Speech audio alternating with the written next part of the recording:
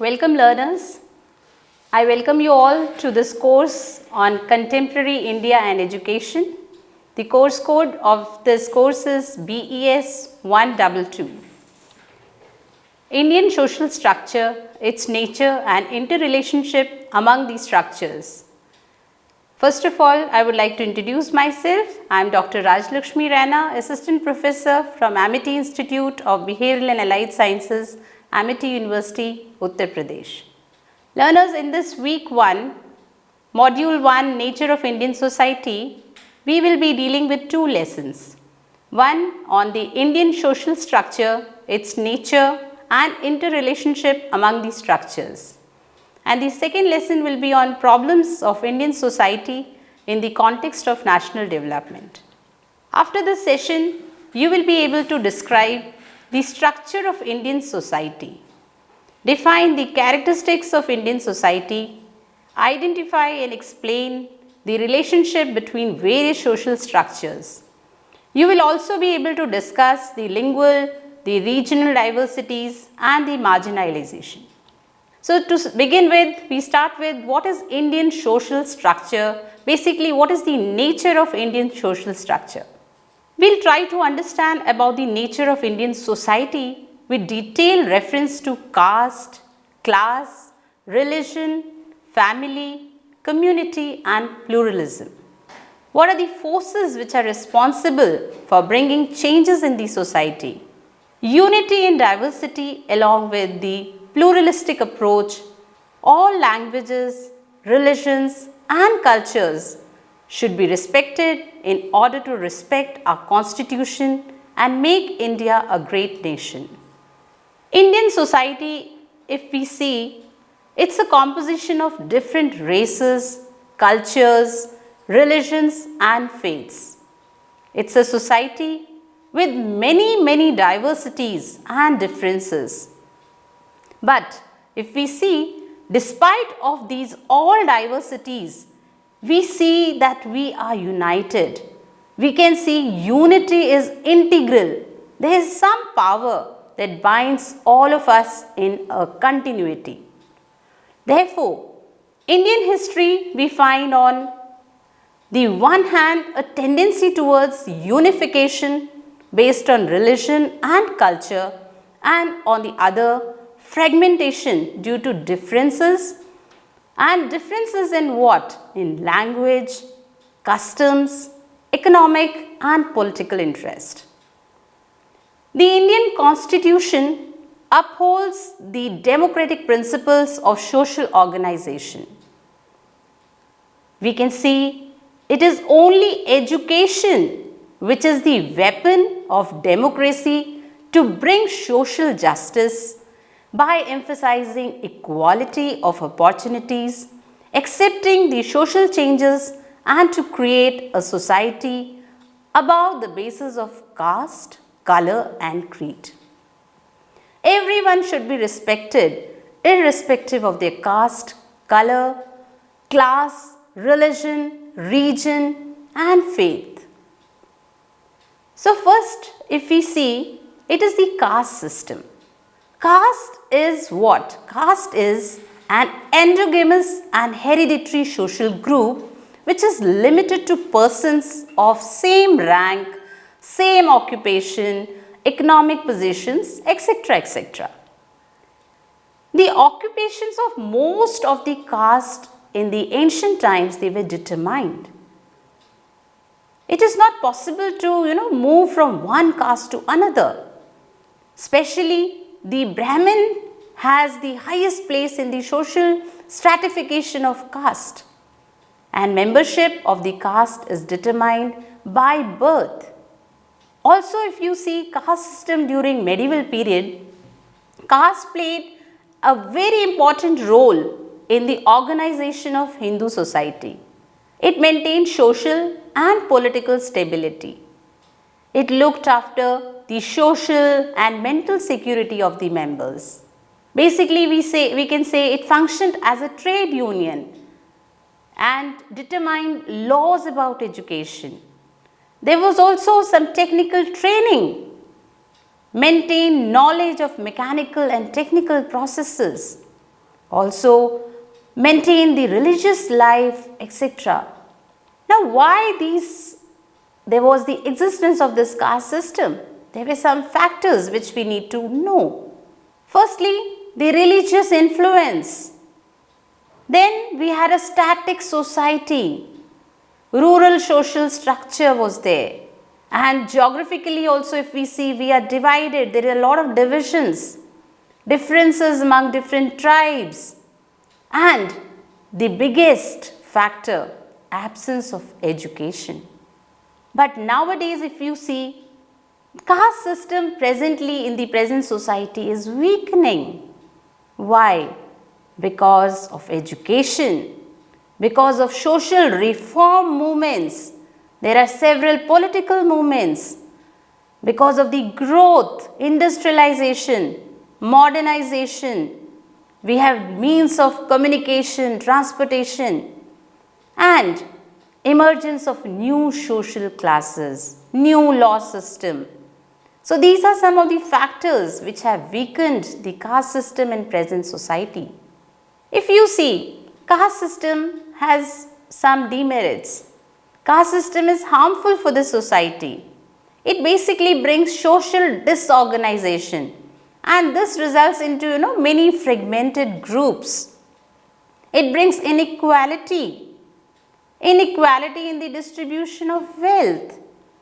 So it's an obstacle in the social progress. Apart from the caste system, if we see the nature of the society, we have the class system. But class is more flexible than caste.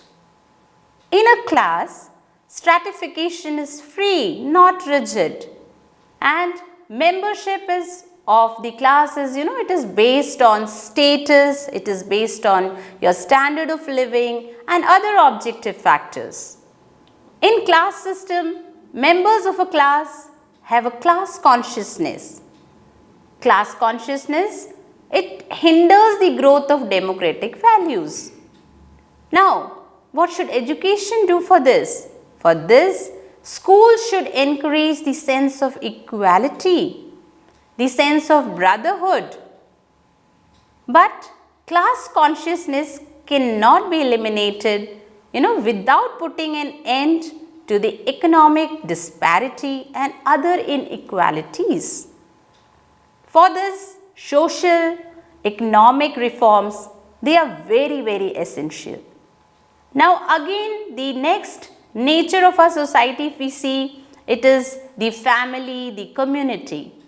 In educating any child, it is the family which is, you can say, the first school of any child. It plays a very important role. It is the first primary social group of any individual. The child gets social experiences in the family, which lays the foundation of her personality. It is from the families that we inculcate several values. In ancient times, family was the most vital unit of social structure. Present times, if you see, the structure of society has undergone a change. Now there are two systems of family. We can find extended family as well as nuclear family. Now, what is extended family? The extended family unit is that in which the adults, the children of more than 2 generations, they live together. You have uncle, auntie, you have grandparents, children, all living together. But in the nuclear family, it is a small unit. It consists of parents and children. The nuclear family has more geographical and social mobility. So, if we see, there is a vital role played by family in educating the child. It is the family which helps the child for their grooming, practicing healthy habits, how to exhibit love and affection among the members of the family, and then how to spread it for a wider social living. It also helps the child to understand the economic, educational, recreational responsibilities of the family. Then from the family moving towards the community. Whenever the members of any group, let it be small or large, they live together in such a way that they share the basis and conditions of a common life, we call that little group a community. And each such community is a part of larger community, which we can call as a state or a nation. So a community is a social group with some degree of we feeling, togetherness. There are several characteristics of any community. The residents, they have a sense of belongingness. There is loyalty in the residents, and they all have a common social heritage. Relative economic self-sufficiency. These are few of the characteristics of a community. There is a lot of role which a community also plays as an agency of education. It is the community which functions as a formal or informal agency for education for the members of the community. We can see the school, the media, the library. In the community, they act as formal or informal agencies of education.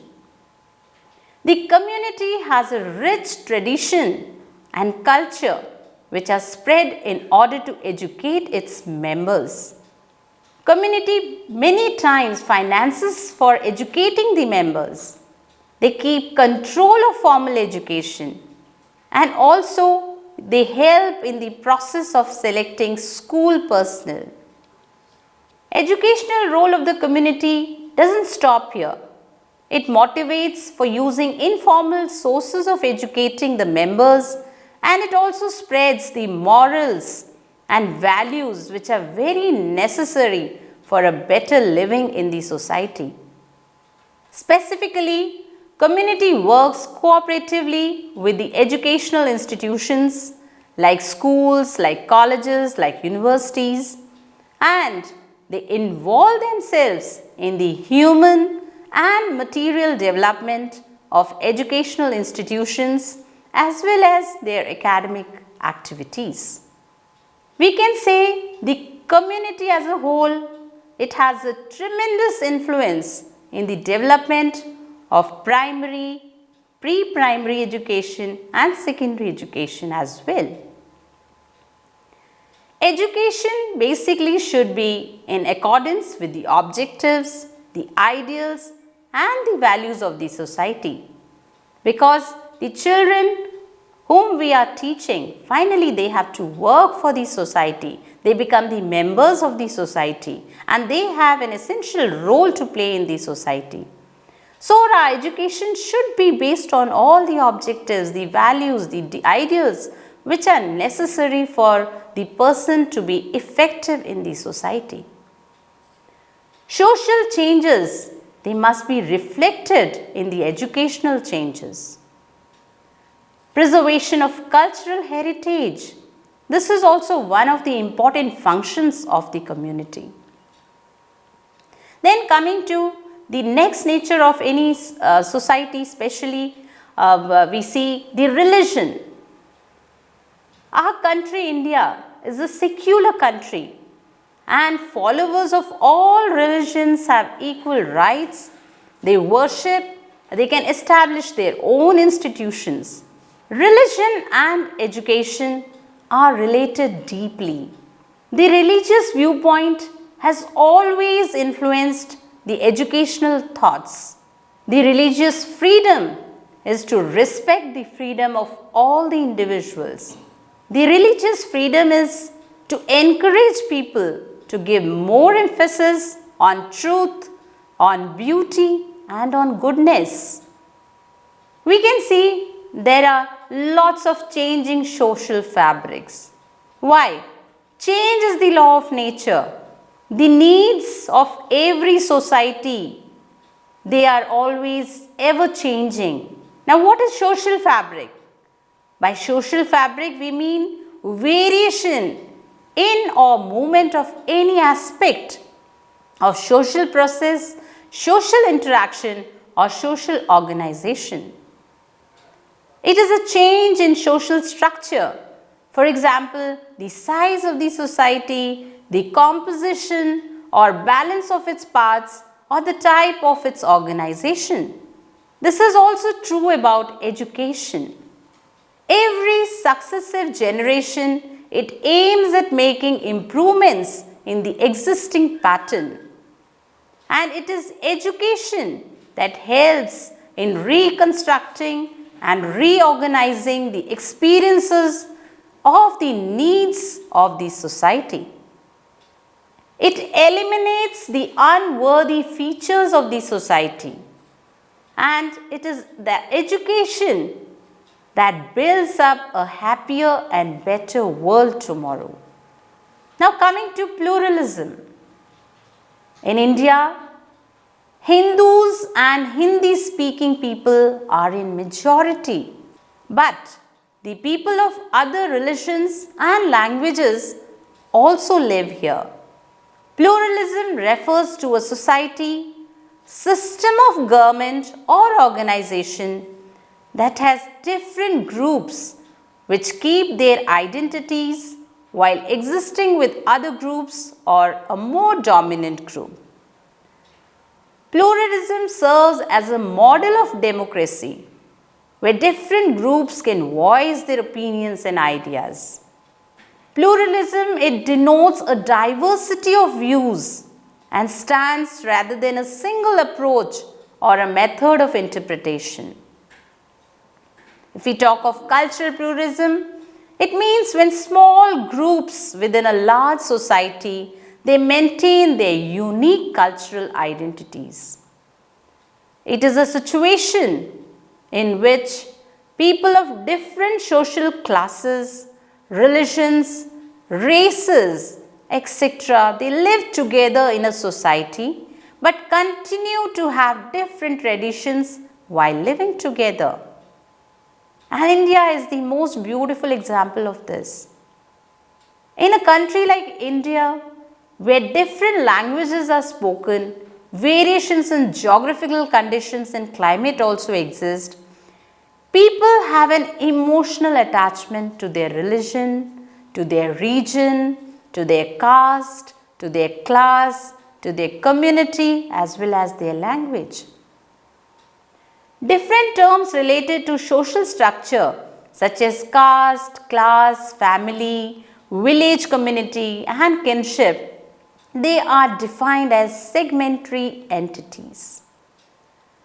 Diversity enriches national culture and economic prosperity, but when it's top down, the very existence of the country is endangered.